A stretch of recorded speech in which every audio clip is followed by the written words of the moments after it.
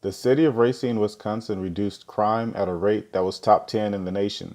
Racine's chief of police, Art Howell, says the key to their success was building a trust filled relationship between police and the people they serve. Here's his take on how they achieved their goal.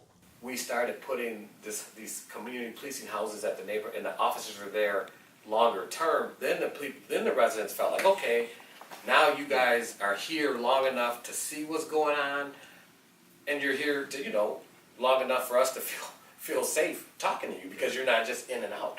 And then that's just one component of it. The other component is we have 200 officers. So depending upon which day of the week it is, which shift it is, first, second, third, or which rotation, officers may go to a house 30 times, and it's 30 different officers that go.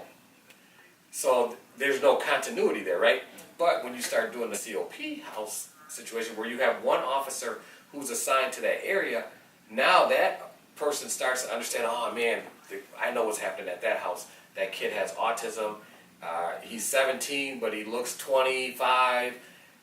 So if just a regular officer shows up that doesn't know those dynamics, that call gets handled differently. But if there's a neighborhood officer who's been there for a year or whatever, and he knows who should be there, he knows who shouldn't be there, it's different. So some of the areas down, because these are some of our most poverty-stricken areas. So in these areas where high crime is, you put COP houses.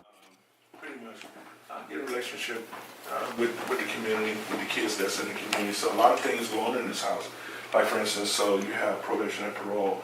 So we have a couple places that people can go see their agents and all that. So they came up with this idea that instead of catching a bus and not having a bus fare, that if you live in this area, you can come right here in this area to visit your agent. So yeah, that's real cool because if you can't afford going to catch the bus, you don't have a car, you might miss your appointment to see your agent. So here, he's the house officer in this house. So let's say, for instance, I'm a COP officer, and I see 7 boys walking down the street. If I'm just a police officer who grew up in Green Bay and does not know this community, those 7 black kids might look like a gang to me. But if I work that neighborhood and I know intimately the good people and the bad people, I know, oh man, that's just Robert and they're part of the Case basketball team. They're just that's what they're doing.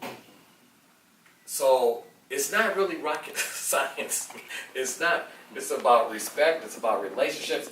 And the big word, like trust, man. If people don't trust you, they're not going to talk to you. They're not going to respect you. And if you have a major event like we had recently, you're going to have chaos. But like we had years of building trust and respect and rapport.